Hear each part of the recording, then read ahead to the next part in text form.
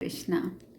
युधिष्ठिर महाराज ने पूछा, पितामह, यदि स्वजातीय बंधुओं और सगे संबंधियों के समुदाय को पारस्परिक स्पर्धा के कारण वश में करना असंभव हो जाए, कुटुंबीजनों में यदि दो दल हों तो एक का आदर करने से दूसरा दल रुष्ट हो जाता हो, ऐसी परिस्थिति के कारण यदि मित्र भी शत्रु बन जाएं, तब उन सब के चित्त को किस प्रकार वश में किया जा सकता है?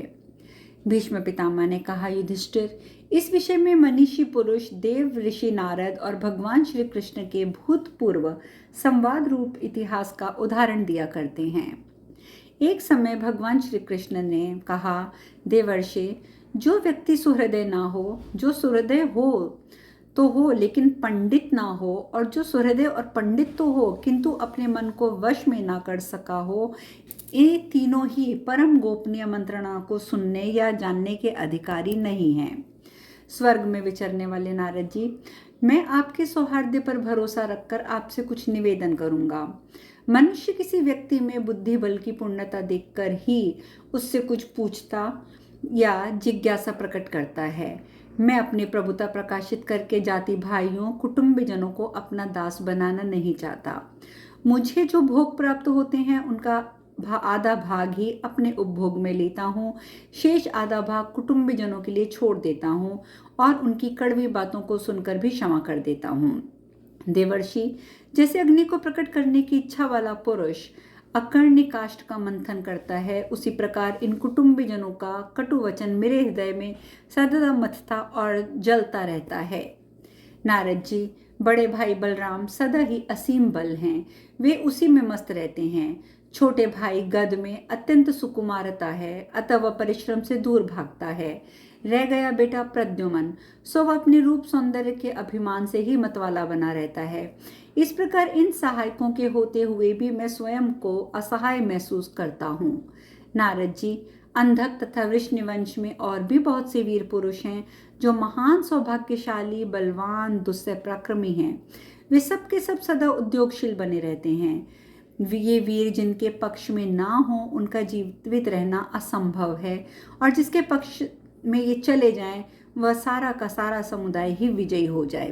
परंतु आहुक और अक्रूर ने आपस में वैनमस्य रखकर मुझे इस तरह अवरुद्ध कर दिया है कि मैं इनमें से किसी एक का पक्ष नहीं ले सकता। आपस में लड़ने वाले आहुक और अक्रूर दोनों ही जिसके स्वजन हो, उसके लिए इससे बढ़कर दुख की बात और क्या होगी। वे दोनों ही जिसके सुहृदय ना हो, उसके लिए इससे बढ़कर दुख क्या हो सकता है, क्योंकि ऐसे मित्रों का ना रहना भी महान दुखदायी होता है। महामते, जैसे दो जुआरियों की एक माता एक की जीत चाहती है, दूसरे की पराजय नहीं चाहती, उसी प्रकार मैं भी इन दोनों सुहृदों में से एक की विजय कामना करता हूँ, परंतु दूसरे की भी पराजय नहीं चाहता। नारद जी, इस प्रकार मैं सदा उभय पक्ष का हित चाहने के कारण दोनों ओर से कष्ट पाता रहता हूँ। ऐसी दशा में मेरा और तथा इन जाति भाइयों का भी किस प्रकार भला हो, ये उपाय बताने की कृपा करें। नारद जी ने कहा, वृषनिनंदन श्री कृष्ण, आपत्तियां दो प्रकार की होती हैं, एक बाह्य, दूसरी अभ्यंतर। वे दोनों ही स्वकृत और परकृत भेद से दो प्रकार की होती हैं। अक्रूर और आहुक से उत्पन्न हुई कष्टदायिनी आपत्ति जो आपको प्राप्त हुई है, अभ्यंतर है और अपनी ही करतूतों से प्रकट हुई है। ये सभी जिनके नाम आपने गिनाए हैं, आप ही के वंश के हैं। आपने स्वयं जिस ऐश्वर्य को प्राप्त किया था, उसे किसी प्रयोजनवश या स्वेच्छा से अथवा कटु वचन से डरकर दूसरे को दे दिया। सहायशाली श्री कृष्ण, इस प्रकार उग्रसेन को दिया हुआ वह ऐश्वर्य दृढ़मूल हो चुका है। उग्रसेन के साथ जाति के लोग भी सहायक हैं, अतः उगले हुए अन्न की भांति आप उस दिए हुए ऐश्वर्य को वापस नहीं ले सकते। श्री कृष्ण, अक्रूर और उग्रसेन के अधिकार में गए हुए राज्य को भाई बंधुओं में फूट पड़ने के भय से अन्य की तो कौन कहे, इतने शक्तिशाली होकर स्वयं आप भी किसी प्रकार वापस नहीं ले सकते। बड़े प्रयत्न से अत्यंत दुष्कर कर्म महान संहार रूप युद्ध करने पर राज्य को वापस लेने का कार्य सिद्ध हो सकता है, परंतु इसमें धन का बहुत व्यय और असंख्य मनुष्यों का पुनः विनाश होगा। अतः श्री कृष्ण, आप एक ऐसे कोमल शस्त्र से जो लोहे का बना हुआ ना होने पर भी हृदय को छेद डालने में समर्थ है, परिमार्जन और अनुमार्जन करके उन सब की जीभ उखाड़ लें, उन्हें मूक बना दें, जिससे फिर कलह आरंभ ना हो। भगवान श्री कृष्ण ने कहा, मुने, बिना लोहे के बने हुए उस कोमल शस्त्र को मैं कैसे जानूं, जिसके द्वारा परिमार्जन और अनुमार्जन करके मैं सबकी जीवा को उखाड़ लूं। नारद जी ने कहा, कृष्ण, अपनी शक्ति के अनुसार सदा अन्न दान करना, सहनशीलता, सरलता, कोमलता और यथा योग्य पूजन करना, यही बिना लोहे का बना हुआ शस्त्र है। जब सजातीय बंधु आपके प्रति कड़वी और ओछी बातें कहना चाहें, उस समय आप मधुर वचन बोलकर उनके हृदय, वाणी और मन को शांत कर दें। जो महापुरुष नहीं है, जिसने अपने मन को वश में नहीं किया है और जो सहायकों से संपन्न नहीं है, वह कोई भारी भार नहीं उठा सकता। अतः आप ही इस गुरुतर भार को हृदय से उठाकर वहन करें। समतल भूमि पर कभी बैल भारी वहन नहीं कर लेते हैं, परंतु दुर्गम भूमि पर कठिनाई से वहन करने योग्य गुरुतर भार को अच्छे बैल ही ढोते हैं। केशव, आप इस यादव संघ के मुखिया हैं। यदि इसमें फूट हो गई है तो इस समूचे संघ का विनाश हो जाएगा। अतः आप ऐसा करें जिससे आपको पाकर इस संघ का, इस यादव गणतंत्र का, राज्य का मूलोच्छेद ना हो जाए। बुद्धि, क्षमा, इंद्रिय निग्रह के बिना तथा धन का वैभव त्याग किए बिना कोई गण अथवा संघ किसी बुद्धिमान पुरुष की आज्ञा के अधीन नहीं रहता है। श्री कृष्ण, सदा अपने पक्ष की ऐसी उन्नति होनी चाहिए जो धन, यश और आयु की वृद्धि करने वाली हो और कुटुंबी जनों से किसी का विनाश ना हो। ये सब जैसे भी संभव हो वैसे ही कीजिए। प्रभु, संधि, विग्रह, यान, आसन, द्वैधिभाव और समाश्रय, इन 6 गुणों के यथा समय प्रयोग से तथा शत्रु पर चढ़ाई करने के लिए यात्रा करने पर वर्तमान या भविष्य में क्या परिणाम निकलेगा, ये सब आपसे छिपा नहीं है। महाबाहु माधव, कुकुर, भोज, अंधक, वृष्णिवंश के सभी यादव आपसे प्रेम रखते हैं। दूसरे लोग और लोकेश्वर भी आपसे अनुराग रखते हैं। आप समस्त प्राणियों के गुरु हैं, भूत, वर्तमान, भविष्य को जानते हैं। आप जैसे यदुकुल तिलक महापुरुष का आश्रय लेकर ही समस्त यादव सुखपूर्वक अपनी उन्नति करते हैं। इस प्रकार श्री महाभारत शांति पर्व के अंतर्गत राजधर्म अनुशासन पर्व में श्री कृष्ण नारद संवाद विषयक 81वां अध्याय पूर्ण हुआ। भीष्म जी कहते हैं, भरत नंदन, यह राजा अथवा राजनीति की पहली वृत्ति है। अब दूसरी सुनो। जो कोई मनुष्य राजा के धन में वृद्धि करे, उसकी राजा को सदा रक्षा करनी चाहिए। भरतवंशी युधिष्ठिर, यदि मंत्री राजा के खजाने से धन का अपहरण करता हो और कोई सेवक अथवा राजा के द्वारा पालित हुआ कोई दूसरा मनुष्य राजकीय कोष के नष्ट होने का समाचार राजा को बतावे, तब राजा को उसकी बात एकांत में सुननी चाहिए और मंत्री से उसके जीवन की रक्षा करनी चाहिए, क्योंकि चोरी करने वाला मंत्री अपना भांडा फोड़ करने वाले मनुष्य को प्रायः मार डालते हैं। जो राजा के खजाने की रक्षा करने वाला है, उस पुरुष को राजकीय कोष लूटने वाले सब लोग एक मत होकर सताने लगते हैं। यदि राजा के द्वारा उसकी रक्षा नहीं की जाए तो वह बेचारा तो बेमौत मारा जाता है। इस विषय में जानकार लोग कालक वृक्ष मुनि के कौशल राज को जो उपदेश दिया था, उस प्राचीन इतिहास का उदाहरण दिया करते हैं। हमने सुना है कि क्षेमदर्शी जब कौशल प्रदेश के राजसिंहासन पर आसीन थे, उन्हीं दिनों कालक वृक्ष मुनि उस राज्य में पधारे।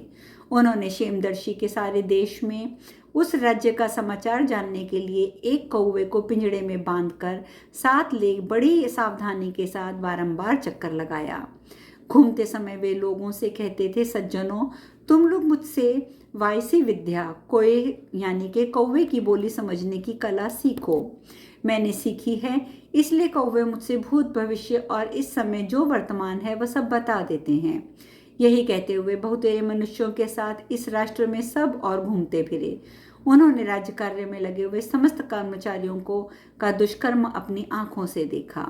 उस राष्ट्र के सारे व्यवसायों को जानकर तथा राजकीय कर्मचारियों द्वारा राजा की संपत्ति के अपहरण होने की सारी घटनाओं का जहां तहां से पता लगाकर वे उत्तम व्रत का पालन करने वाले महर्षि अपने को सर्वज्ञ घोषित करते हुए कौवे को साथ लेकर राजा से मिलने गए।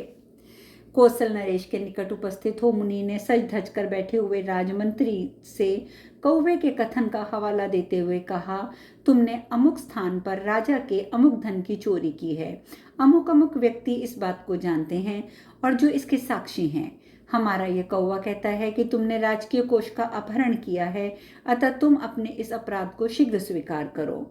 इस प्रकार मुनि के द्वारा राजा के खजाने की चोरी करने वाले अन्य कर्मचारियों से भी कहा, तुमने चोरी की है।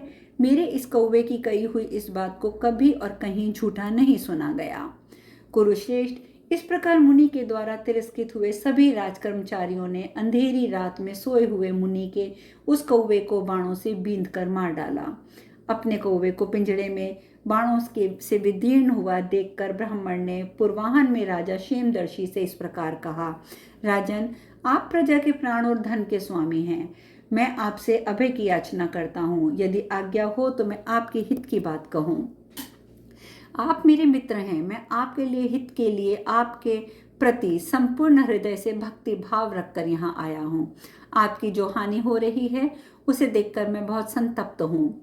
जैसे सारथी अच्छे घोड़ों को सचेत करता है, उसी प्रकार यदि कोई मित्र मित्र को समझाने के लिए आया हो, मित्र की हानि देखकर जो अत्यंत दुखी हो और सहन ना कर सकने के कारण जो हठपूर्वक अपने सुहृदय राजा का हित साधन करने के लिए उसके पास आकर कहे कि राजन, तुम्हारे इस धन का अपहरण हो रहा है, तो सदा ऐश्वर्य और उन्नति की इच्छा रखने वाले विज्ञ एवं सुहृदय पुरुष को अपने उस हितकारी मित्र की बात सुननी चाहिए और उसके अपराध को क्षमा भी कर देना चाहिए।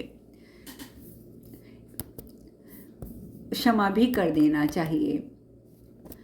तब राजा ने मुनि को इस प्रकार उत्तर दिया, ब्राह्मण, आप जो कुछ कहना चाहते हैं मुझसे निर्भय होकर कहें। अपने हित की इच्छा रखने वाले का मैं आपको क्षमा क्यों नहीं करूंगा।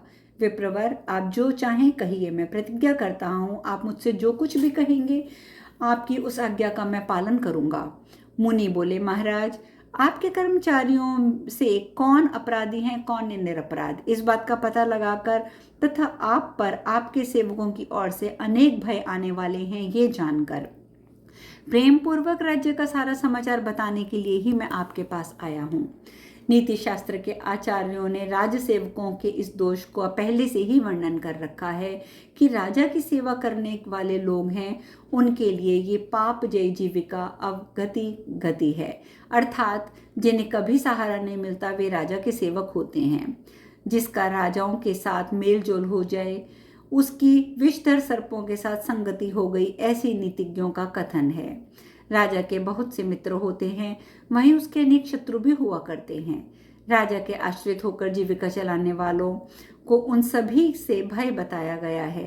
राजन, आप राजा से उन्हें घड़ी घड़ी में ही खतरा रहता है। राजा के पास रहने वाले कभी कोई प्रमाद हो ही नहीं, यह तो असंभव है।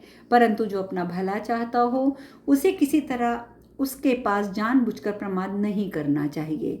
यदि सेवक के द्वारा असावधानी के कारण कोई अपराध बन गया हो तो राजा पहले के उपकार को भुलाकर कुपित होकर उसके द्वेष करने लगता है, और जब राजा अपनी मर्यादा से भ्रष्ट हो जाए तो उस सेवक के जीवन की आशा नहीं रहती है। जैसे जलती हुई आग के पास मनुष्य सचेत हो जाता है, उसी प्रकार शिक्षित पुरुष को राजा के पास सावधानी से रहना चाहिए। राजा प्राण और धन दोनों का स्वामी है। जब वह कुपित होता है तो विषधर सर्प के समान भयंकर हो जाता है। अतः मनुष्य को चाहिए कि मैं जीवित नहीं हूँ ऐसा मानकर, अर्थात अपनी जान को हथेली पर लेकर सदा बड़े प्रयत्न के साथ राजा की सेवा करे। मुंह से कोई बुरी बात ना निकल जाए, कोई बुरा काम ना बन जाए, खड़ा होते, किसी आसन पर बैठते, चलते, संकेत करते, किसी अंग के द्वारा कोई चेष्टा करते समय असभ्यता अथवा बेअदबी ना हो जाए, इसके लिए सतर्क रहना चाहिए। यदि राजा को प्रसन्न कर लिया जाए तो सब देवताओं की भांति संपूर्ण मनोरथ सिद्ध होता है, और यदि कुपित हो जाए राजा तो जलती हुई आग की भांति जड़ मूल सहित भस्म भी कर डालता है। राजन, यमराज ने जो बातें कही हैं वह ज्यों की त्यों ठीक हैं, फिर भी मैं तो बारंबार आपके महान अर्थ का साधन करूंगा ही। मेरे जैसा मंत्री आपत्ति काल में बुद्धि द्वारा सहायता कर देता है। राजन, मेरा यह कौवा भी आपके कार्य साधन में संलग्न था, किंतु मारा गया। संभव है मेरी भी वही दशा हो, परंतु इसके लिए मैं आपकी और आपके प्रेमियों की निंदा नहीं करता। मेरा कहना तो इतना ही है कि आप स्वयं अपने हित और अनहित को पहचानिए, प्रत्येक कार्य को अपनी आंखों से देखिए, दूसरों की ओर देखकर भाग कर विश्वास ना कीजिए। जो लोग आपका खजाना लूट रहे हैं, आपके ही घर में रहते हैं, वे प्रजा की भलाई करना नहीं चाहते। वैसे लोगों ने मेरे साथ पैर बांध लिया है। राजन, जो आपका विनाश करके आपके बाद इस राज्य को अपने हाथ में लेना चाहता है, उसका वह कर्म अंतःपुर के सेवकों से मिलकर कोई षड्यंत्र करने से ही सफल हो सकता है और अन्यथा नहीं। अतः आपको सावधान हो जाना चाहिए। नरेश्वर, मैं उन विरोधियों के भय से दूसरे आश्रम में चला जाऊंगा। प्रभु, उन्होंने मेरे लिए बाण का संधान किया था, किंतु वह कौवे पर जा गिरे। मैं तो कोई कामना लेकर यहाँ नहीं आया था, तो भी छल कपट की इच्छा रखने वाले षड्यंत्रकारियों ने मेरे कौवे को मारकर यमलोक पहुंचा दिया। यह राजनीति एक नदी के समान है। राजकीय पुरुष इसमें मगर, मत्स्य, तिमिलिंग समूहों और ग्राहों के समान हैं। बेचारे कौवे के द्वारा मैं किसी तरह इस नदी को पार नहीं कर सकूंगा। जैसे हिमालय की कंदरा में ढूंढ, पत्थर और कांटे होते हैं, उसके भीतर सिंह और व्याघ्रों का निवास होता है, तथा उन्हीं सब कारणों से उसमें प्रवेश पाना असंभव, अत्यंत कठिन हो जाता है। उसी प्रकार दुष्ट अधिकारियों के कारण इस राज्य में किसी भले मनुष्य का रहना मुश्किल है। अंधकारमय दुर्ग को अग्नि के प्रकाश से तथा जल दुर्गम को नौकाओं द्वारा पार किया जा सकता है, परंतु राजा रूपी दुर्ग से पार होने के लिए विद्वान पुरुष भी कोई उपाय नहीं जानते हैं। आपका ये राज्य गहन अंधकार से आच्छन्न और दुख से परिपूर्ण है। आप स्वयं भी उस राज्य पर विश्वास नहीं कर सकते, तो फिर मैं कैसे करूँगा? अतः यहाँ रहने से किसी का कल्याण नहीं है। यहाँ भले बुरे सब एक समान हैं। इस राज्य में कोई बुराई करने वाले और भलाई करने वाले का भी वध हो सकता है, इसमें संशय नहीं है। न्याय की बात तो यह है कि बुराई करने वाले को ही मारा जाए और पुण्य श्रेष्ठ कर्म करने वाले को किसी तरह कोई कष्ट ना होए, परंतु यहाँ ऐसा नहीं होता। अतः इस राज्य में स्थिर भाव से निवास करना किसी के लिए भी उचित नहीं है। विद्वान पुरुष तो यहाँ से अतिशीघ्र हट जाना चाहेंगे। राजन, सीता नाम से प्रसिद्ध एक नदी है जिसमें नाव भी डूब जाती है, वैसी ही यहाँ की राजनीति भी है। इसमें मेरे जैसे सहायकों को भी डूब जाने की आशंका है। मैं तो इसे समस्त प्राणियों के विनाश करने वाली फांसी ही समझता हूँ। आप शहद के छत्ते से युक्त पेड़ की उस ऊंची डाली के समान हैं जहाँ से नीचे गिरने का ही भय है। आप विष मिलाए हुए भोजन के तुल्य हैं। आपका भाव असज्जनों के समान है, सज्जनों के तुल्य नहीं है। भूपाल, आप विषैले सर्पों से घिरे हुए कुएं के समान हैं। राजन, आपकी अवस्था उस मीठे जल वाली नदी के समान हो गई है जिसके घाट तक पहुंचना कठिन है, जिसके दोनों किनारे ऊंचे हैं। वहां करील के झाड़ और बेत की वल्लियां सब और छा रही हैं। जैसे कुत्तों, गीदों और गीदड़ों से घिरा हुआ राजहंस बैठा हो, उसी तरह दुष्ट कर्मचारियों से आप घिरे हुए हैं। जैसे लताओं का विशाल समूह किसी महान वृक्ष का आश्रय लेकर बढ़ता है और धीरे धीरे उस वृक्ष को लपेट लेता है, उसका अतिक्रमण करके उससे भी ऊंचा फैल जाता है और सूखकर भयानक ईंधन बन जाता है। राजन, आपके मंत्री भी उन्हीं सूखी लताओं के समान हो गए हैं। आपने ही जिन्हें मंत्री बनाया, आपने जिनका पालन किया, वे आपसे ही कटक भाव रखकर आपके ही हित का विनाश करना चाहते हैं। अब शेष कथा कल। हरे कृष्णा।